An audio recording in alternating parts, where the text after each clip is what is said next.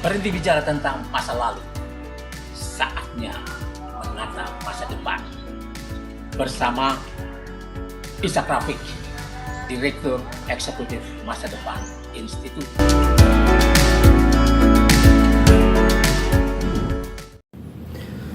Assalamualaikum warahmatullahi wabarakatuh. Saudara-saudara sekalian, kita jumpa lagi.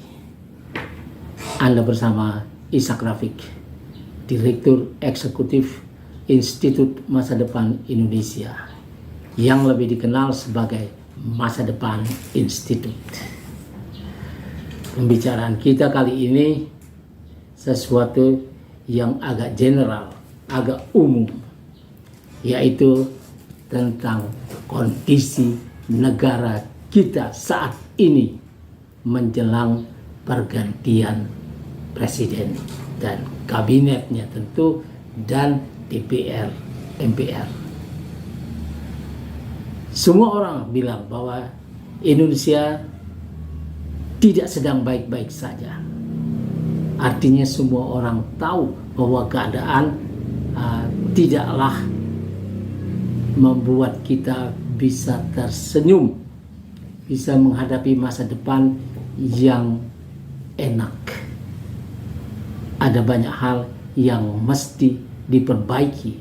Untuk itu harus ada pencatatan mengenai hal-hal yang tidak beres di negeri ini. Baru pemerintahan baru akan bisa membuat program untuk memperbaiki hal-hal yang membuat rakyat sekarang susah. Bisnis hancur, terutama bisnis rakyat kecil, UMKM dan lain sebagainya. Nah, saudara-saudara sekalian, apa yang harus diperbaiki apabila pemerintah ini berganti? Artinya, apa tugas yang kita berikan kepada pemerintah baru agar kehidupan bernegara ini menjadi aman, nyaman, dan rakyatnya bisa mencapai kemakmuran yang derajatnya, martabatnya bisa ditingkatkan seperti bangsa-bangsa lain. Sekarang kita sedang terpuruk.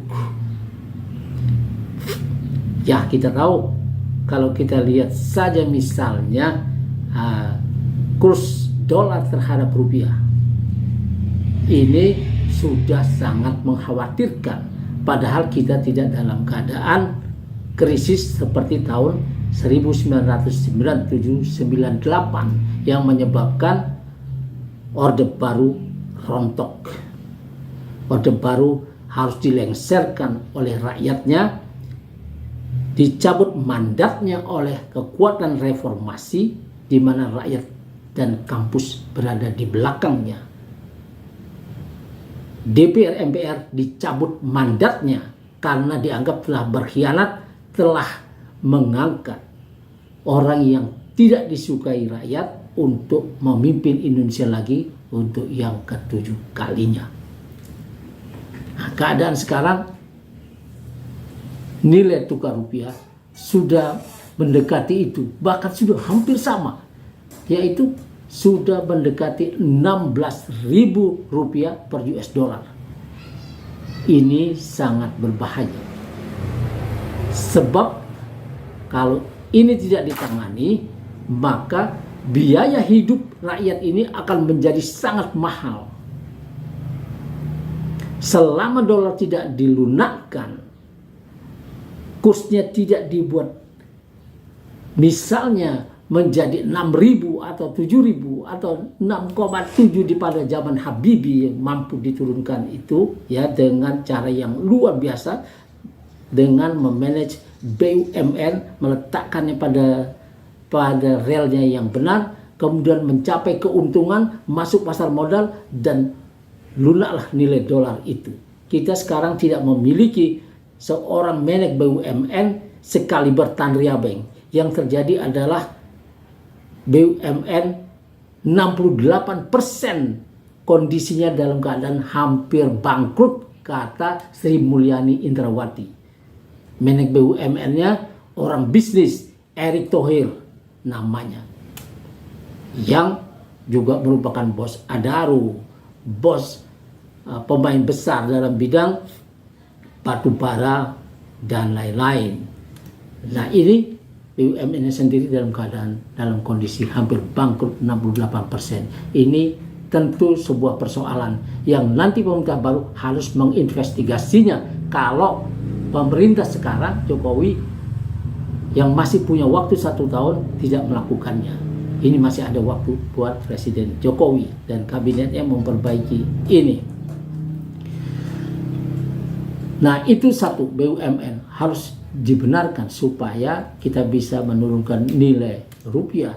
Yang kedua adalah melunakkan para konglomerat ini, para eksportir ini, eksportir batu bara, minyak goreng, komoditas nikel, emas dan lain sebagainya, yang ini yang luar biasa, perkebunan, perikanan dan lain sebagainya, ini harus menaruh uangnya, hasil penjualannya itu di BI, di Bank Indonesia, sehingga devisa yang didapat itu bisa dipakai melunakkan dolar. Sekarang mereka tidak tunduk kepada pemerintah Indonesia, dan ini adalah tugas pemerintah baru untuk menundukkan mereka, melunakkan mereka menjadi bagian dari republik. Sekarang mereka mengeruk duit sebanyak-banyaknya dari negeri ini, mendapatkan fasilitas yang luar biasa, kemudian mereka memaksa rakyat Indonesia untuk membayar, kalau harga komoditas di luar negeri, minyak goreng, batu bara dan lain sebagainya itu mahal di luar negeri, kita diminta membayar dengan harga internasional. Ini pengkhianatan terhadap negara. Ini kejahatan ini harus dilunakkan. Kalau tidak, maka pemerintah ini akan cuma mendapat ampas saja dan rakyatnya akan miskin. Nah, ini ketika utang jatuh tempo, bila harga dolar ini terlalu tinggi, diperlukan rupiah yang sangat banyak untuk membeli dolar. Padahal para konglomerat ini mempunyai dolar mungkin ribuan dolar yang disimpan di luar negeri, dan harus diminta mereka taruh di sini, seperti pemerintah Cina memaksa para investor, para pengusahanya untuk menaruh duitnya di bank Cina minimal 1 tahun. Nah, kita tidak mampu melunakkan ini. Padahal kita pernah punya tahun 2022 itu sepanjang tahun kita punya 234 miliar dolar hasil perdagangan internasional yang tidak masuk ke BI. Juga hasil penjualan batu bara, ada 10 pengusaha batu bara besar ini yang tidak menaruh uangnya di BI, dan mereka hanya membayar royalti dari kita. Yang menurut Rizal Ramli, ekonom kita, sebenarnya kalau pada saat harga sangat tinggi di luar negeri, pemerintah harus memajaki mereka supaya negara ini dapat keuntungan yang besar, bisa sampai 60%, sehingga rakyat ketika dipaksa untuk membeli dengan harga yang mahal, pemerintah punya uangnya untuk menurunkan harga itu dengan membeli dengan harga itu dari uang yang didapat dari mereka 60% itu, kemudian menjualnya dengan harga lokal, karena harga lokal pun sudah menguntungkan mereka itu. Nah, ini saudara-saudara sekalian, kita masih punya masalah-masalah lain, terutama masalah yang sudah di depan mata, yang sudah dilaporkan PPATK, yaitu pencucian duit 349 triliun di Kemenku yang belum diproses hukum, cuma dibikinkan satgas oleh Mahfud MD sebagai Menko Polhukam yang menangani itu. Tapi kalau bikin satgas itu umumnya makin lama, padahal kalau sudah ketahuan siapa pelakunya, itu tinggal dibawa ke pengadilan, tinggal perintahkan Jokowi, tinggal perintahkan Jaksa Agung untuk memproses itu. Kemudian ada penyelundupan 189 triliun nilainya emas batangan pada tahun 2020 dan tahun 2017-nya senilai 180 triliun. Ini juga belum dibawa ke pengadilan. Masih ada lagi penilipan duit pajak yang dipakai hidup mewah oleh para petugas pajak. Ini juga orang-orangnya sudah jelas melibatkan sekian banyak orang dan tidak diproses. Cuma dikasih sanksi-sanksi ringan seolah-olah memang ada sanksi. Tapi sebenarnya ada penghalangan terhadap penyelidikan. Yang ini harus dilakukan oleh pemerintah berikut kalau pemerintah sekarang belum mau menanganinya. Lalu ada bisnis PCR di wilayah yang menjadi kewenangan Menek BUMN Erick Thohir bersama Luhut Binsar Panjaitan, Menko Maritim dan Investasi, yang katanya menghasilkan 10 triliun, dan ini harus disita buat negara karena melakukannya pada saat rakyat sangat susah dan ini dibisniskan di wilayah itu.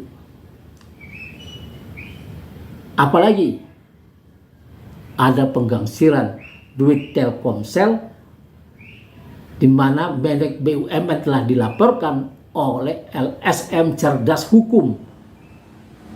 Dia dianggap bekerja bareng dengan abangnya Garibaldi, Boy Thohir, menggangsir duit Telkomsel. Telkomsel diarahkan untuk membeli saham GoTo di mana Boy Thohir memimpin di situ. Dan ketika sudah dibeli 6,2 triliun, harga saham GoTo terus merosot, dan ini dianggap sebagai permainan yang disengaja sehingga negara dirugikan 3,2 triliun dan kerugian itu menjadi keuntungan buat GoTo. Ini tidak bisa dianggap remeh dan tidak bisa juga langsung disalahkan kepada Erick Thohir sebelum ada proses hukum. Proses hukumlah, penyidikanlah yang menentukan dia bersalah atau tidak. Kalau dia tidak bersalah, mungkin karena niat baiknya untuk menolong GoTo, ini dianggap bukan korupsi. Kita tidak tahu, tapi hukum mesti ditegakkan dengan benar. Lalu kita melihat ada kasus yang sampai sekarang mandek, kasus Sambu, Kaisar Sambu, yang katanya melibatkan duit 150 triliun, konsorsium 303. Ini kemana larinya kasus ini? Dan lagi ada ekspor nikel yang tidak diketahui, tapi sudah 5 juta ton nikel kita sudah melayang ke Cina. Siapa yang mengekspornya? Siapa yang mendapat duit ini? Karena tidak masuk ke BI. Dan ini tidak bisa dibiarkan. Pemerintah baru harus mengurusi yang seperti ini supaya negara ini ya bisa makmur seperti diamanatkan oleh Undang-Undang Dasar 1945 Pasal 33 Ayat 3. Bumi, air, dan segala kekayaan yang terkandung di dalamnya dikuasai oleh negara dan dipergunakan untuk sebesar-besarnya kemakmuran rakyat. Yang sekarang terjadi tidaklah seperti itu. Maka harus ada upaya untuk memperbaiki keadaan ini. Saya telah menuliskannya dalam buku Roadmap Masa Depan Indonesia Jalan Pintas Mencegah Revolusi Sosial. Inilah satu-satunya roadmap yang mengarahkan Indonesia untuk menjadi jaya, menjadi makmur bersama. Bukan memakmurkan investor atau kreditor asing-asing. Bukan itu. Rakyat inilah yang harus dimakmurkan. Dalam bab 2 menjadi negara paling makmur di Asia, bab 3 menjadi negara paling makmur di Asia, kita bicara tentang ini, tentang bumi, air, dan segala kekayaan yang terkandung di dalamnya dikuasai oleh negara dan dipergunakan untuk sebesar-besarnya kemakmuran rakyat. Yang terjadi saat ini adalah satu pembuatan undang-undang Minerba, undang-undang Omnibus Law yang membuat daerah-daerah strategis kita dan mengandung tambang, mengandung mineral dan lain sebagainya yang seharusnya mendatangkan kemakmuran buat rakyat Indonesia menjadi bencana karena pemerintah bisa menyerahkannya kepada investor asing-asing seperti di Rempang, seperti di Seruyan, seperti di Morowali, seperti di Papua, seperti di mana-mana di tanah air yang memiliki kandungan emas, nikel,